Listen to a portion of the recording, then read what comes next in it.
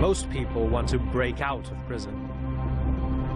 Some of us are trying to break in. If you think airport security is tight, try Israel's Erez crossing. And once you get to the other side, take the walk of shame through a 2-kilometer-long enclosure. The earth looks drier. Even the air feels different. Welcome to the Strip.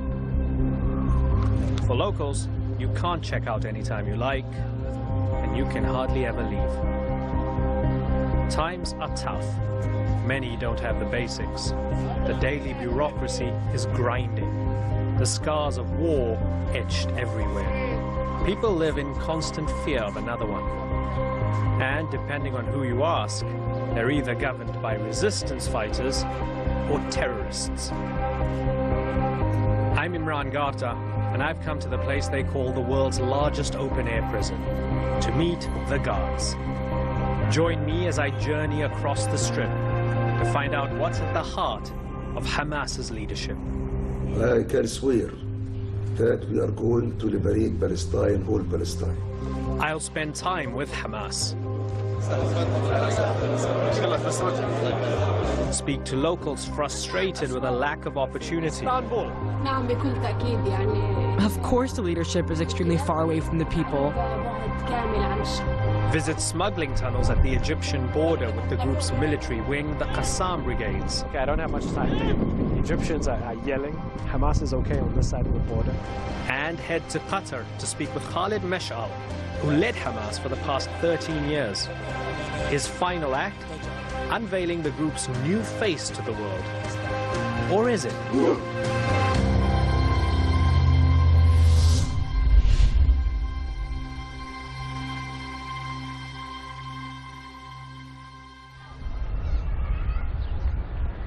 Gaza, a strip that hugs the Mediterranean Sea.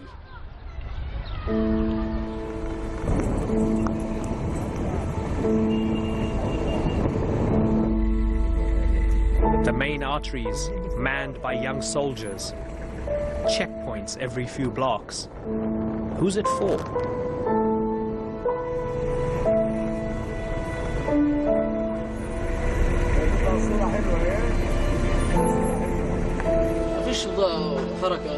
My driver was happy to get some business. And he said to me, Gaza is beautiful if bombs didn't rain down. Monuments, statues, graffiti, remembering the fallen. Also reminders of who is in charge. Hamas is a child of the Israeli occupation, born after the First Intifada. It rose as an alternative to leftist Palestinian leadership. As an acronym, it translates to Islamic Resistance Movement. But as a word, it means zeal, a trait it proudly wears. The group sprang to life from the most vulnerable parts of Gaza, like Jabalia refugee camp.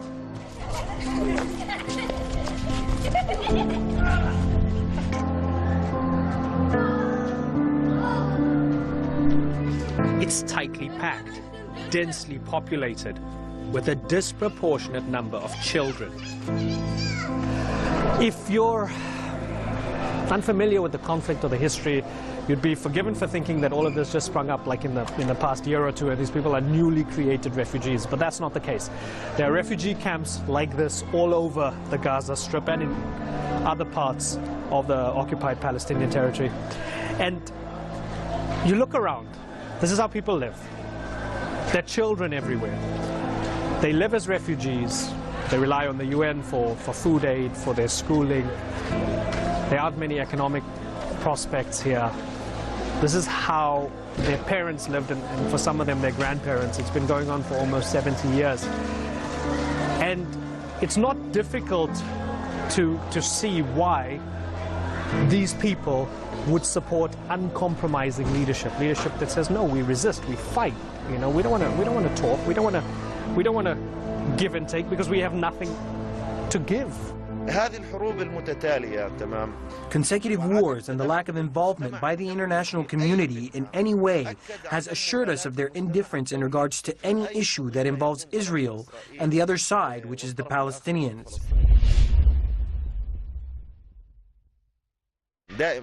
The international community has always stood with the Israeli occupiers. Okay, we have taken up a few weapons to resist against occupation, to resist for our dignity and our human rights. However, we've always been the ones with the fewer weapons.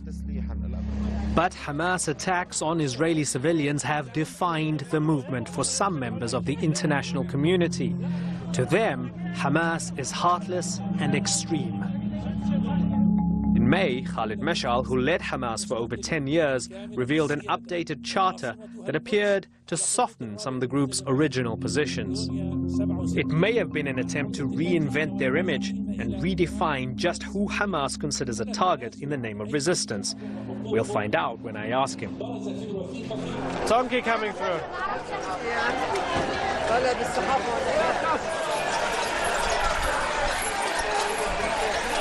So far, I've told you a lot about strife, war, death. But the Friday Bazaar in Shuja'iyya is bursting with life. And these people are hustling. Underneath the vibrance, Gaza has one of the highest unemployment rates in the world, hovering near 50%. And those who make a living struggle to find customers. مش نافعة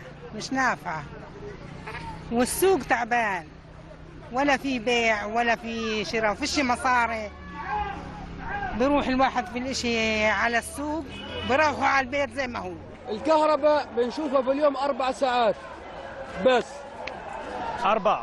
4 ساعات وفي مناطق بيشوفوش الكهرباء. But I heard 8. I heard it's 8 hours here. مناطق تانية بتيجي 8 أما في مناطق 4 ساعات. What can the authorities do to make it better for you? What can those who are in control do to make it better for you? إنه يكون في شغل بغزة، إنه يصير الناس تطلع برا غزة، المعابر تفتح، يصير الناس تطلع تجيب مصاري. أما طول ما هم هان ما فيش مصاري، ما فيش شغل. يعني طلع في السوق كليتهم بياعين هنا، أما الناس بتيجي تتسوق ب50 شيكل. اللي بيجي بيتسوق ب50 شيكل، إيش تشتري ب50 شيكل؟ فيش دخل على الناس. باي باي. نعم بكل تأكيد يعني. Of course the leadership is extremely far away from the people. كامل عن الشعب.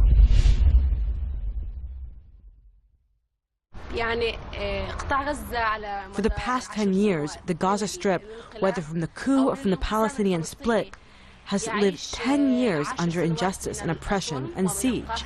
And the only people enduring this is the people, not the leadership. We have a big number of highly educated people. 98.3% are educated, and many of them are in need for jobs. The open channel was Egypt, and that was open through the Egyptian era. And after that, when they closed the border, it actually became an overburdening.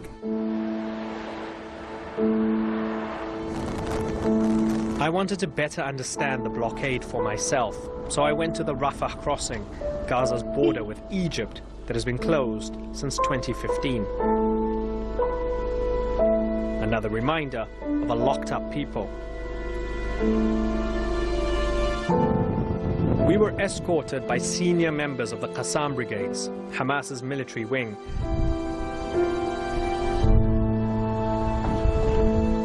The line between being hosted and censored was thin. Permission to film and permission denied swapped with regularity.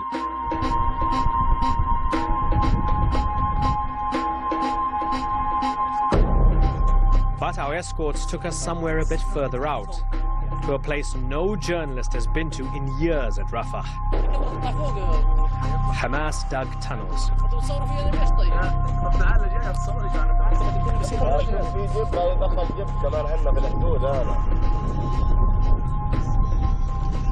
عن طريق اللجنة من السجير. عن طريق مكتب اللواء. لا، عن طريق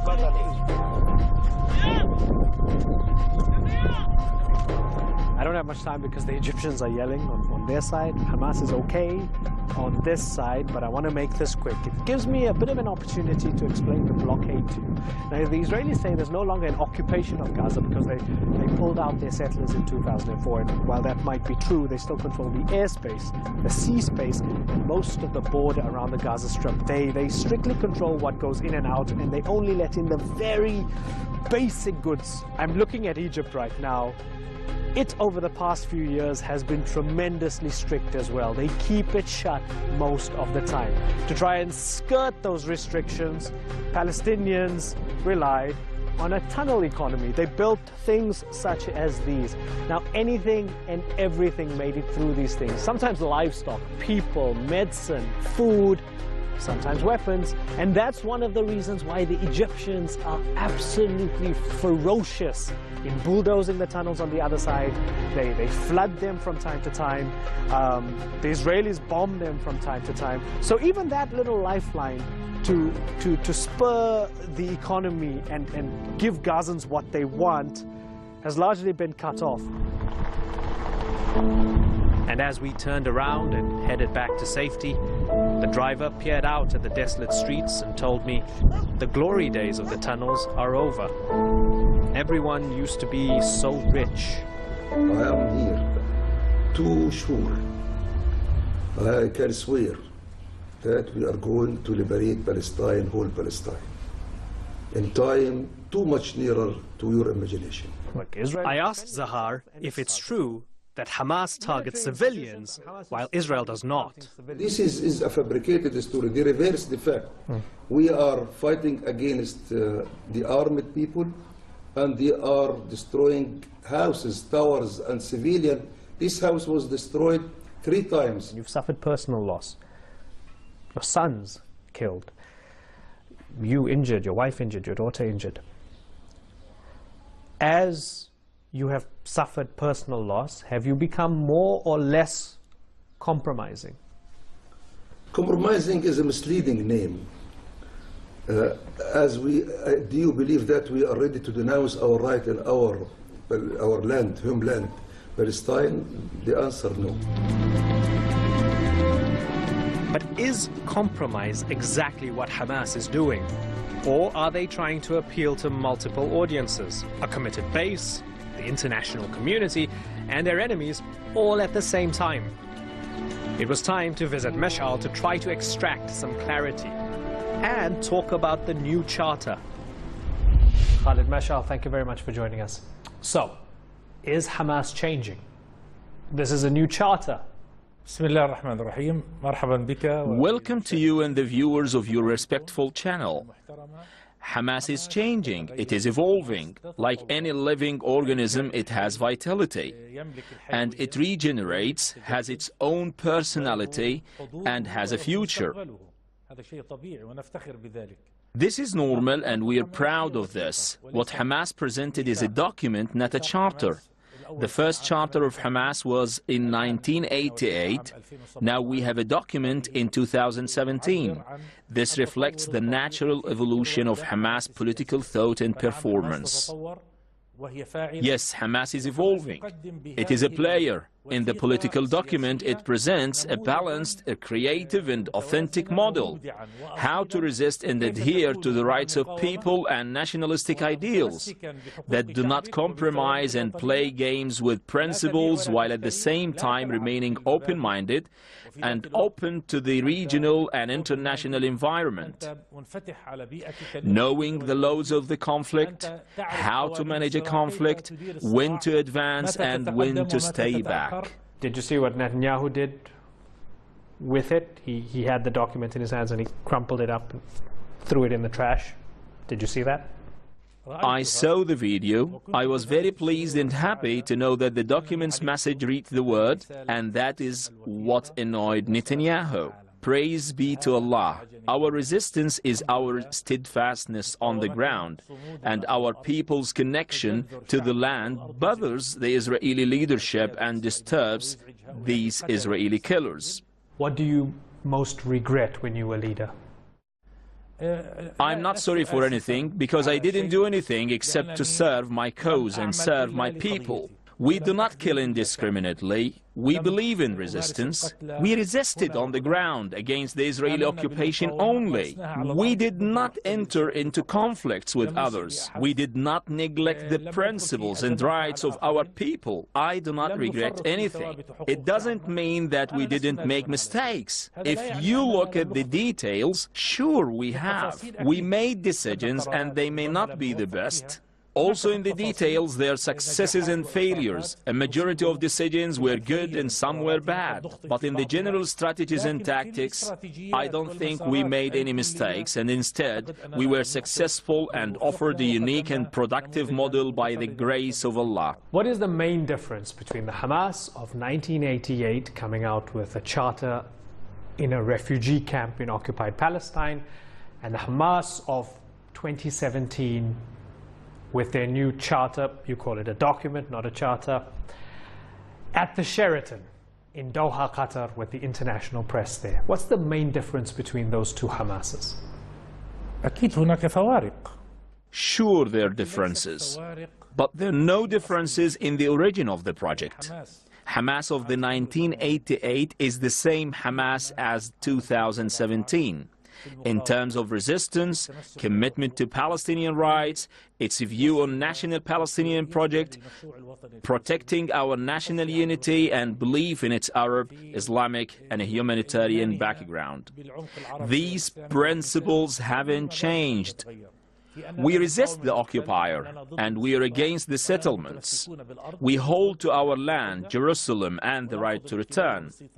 We refuse occupation, settlement, aggression. We are concerned for our prisoners that are in the occupier's jail, and we are proud of our martyrs. This is Hamas. It has not changed. But sure, there are differences between Hamas 87, 88, and now.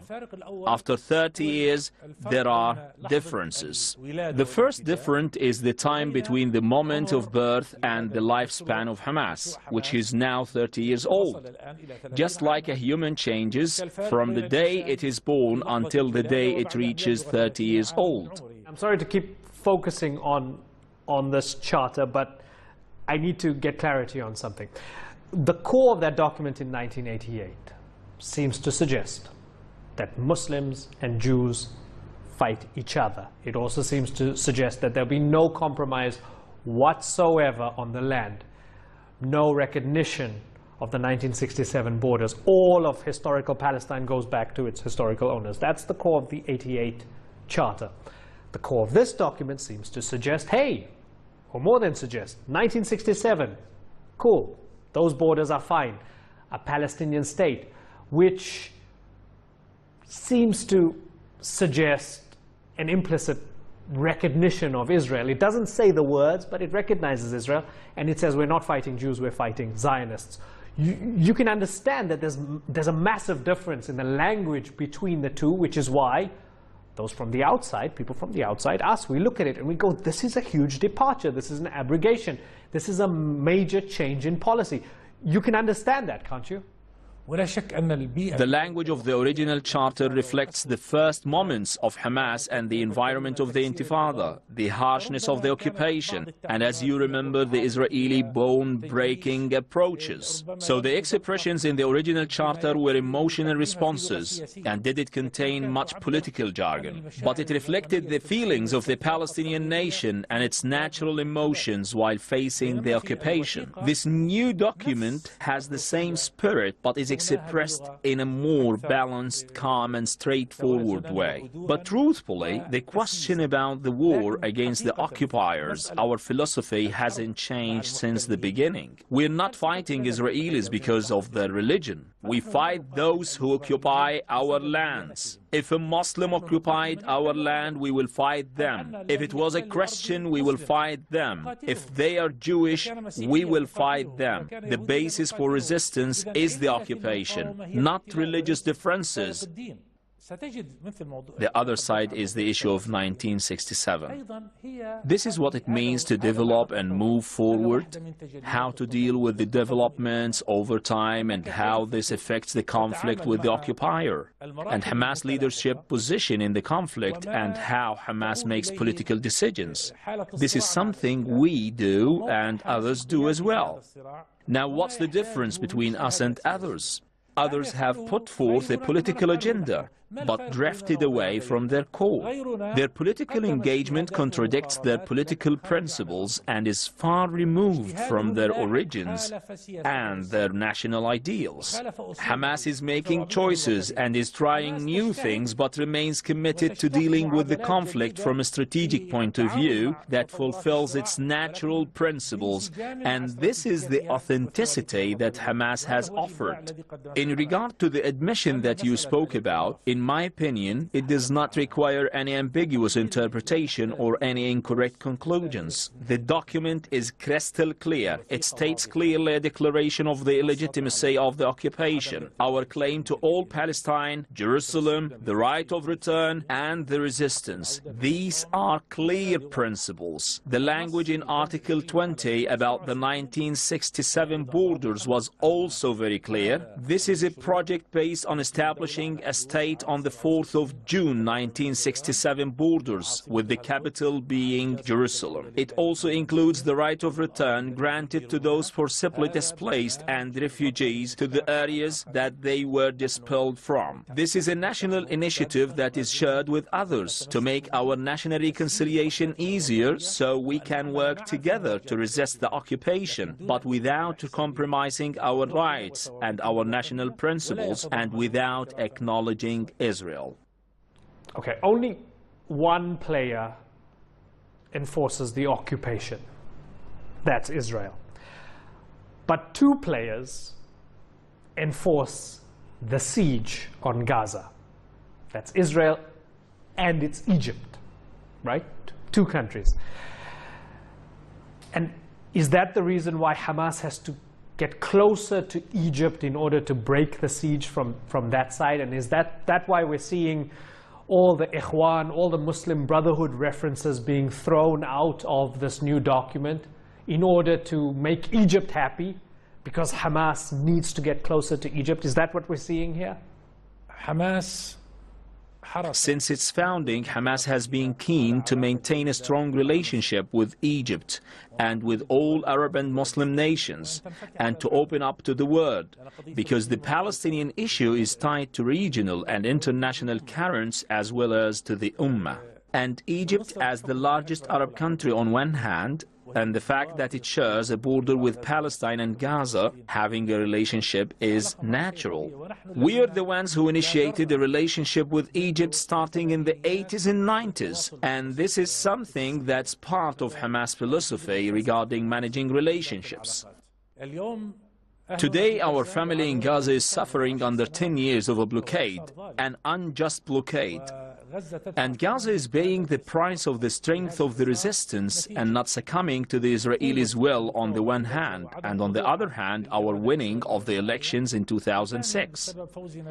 Whoever voted for Hamas was punished and blockaded. Even those who voted for us in the West Bank are struggling under occupation and settlements and security repression.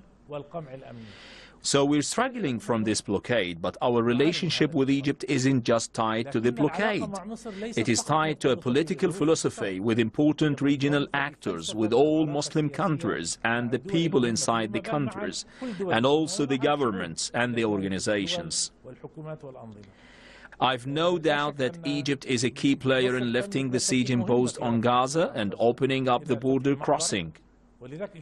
So that's why we've worked hard to keep our relationship open with Egypt and visit them and reach an agreement in which they open the border and lift the blockade that Israel is responsible for. So when we were in Gaza, we went to the Shuja'iyya market on a Friday, and I remember, there was one guy who was talking about the electricity cuts, and I asked about the 8 hours of electricity that people get a day, and he said, 8 hours, are you crazy? It's 4 hours. And he blamed the Israelis, he blamed the Egyptians, but he also blamed Hamas, and lots of people blamed Hamas as well for the struggle that they have in Gaza. Many people told us they should make life better for us because they are in charge of this place. What's your message for those people who are living a really, really tough life? They're having a really tough time of it in Gaza, under siege, and with no economic prospects. What's your message to them? Of course, our hearts and minds are with our people in Gaza who are suffering from this blockade and its impact on everyday life, on treatment, education, travel, the electricity. For sure, it is severe suffering. But I would like to tell my cherished people that your brothers and sisters in the West Bank are suffering from the occupation and settlements, and your people here and abroad are suffering as well. We are living under occupation, and we are battling with this wicked occupier, and everyone is struggling to different degrees.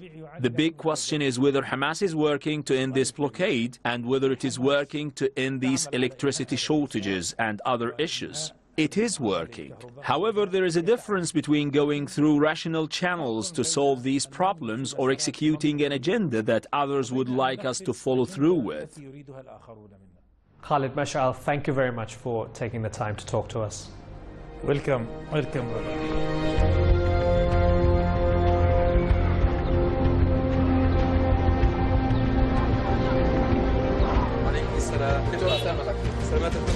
As I watched Mash'al's successor, Ismail Haniya, deliver the Friday sermon in a Gaza mosque, I wondered if this was Hamas.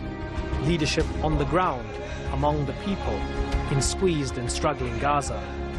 Or if Hamas was now an evolved and complex movement of a new charter or document, trading uncompromising ideals for some necessary political pragmatism in the face of Israeli occupation. Something is changing with Hamas, but how much? And will it help bring an end to the suffering of its people and bring about more international support for its cause?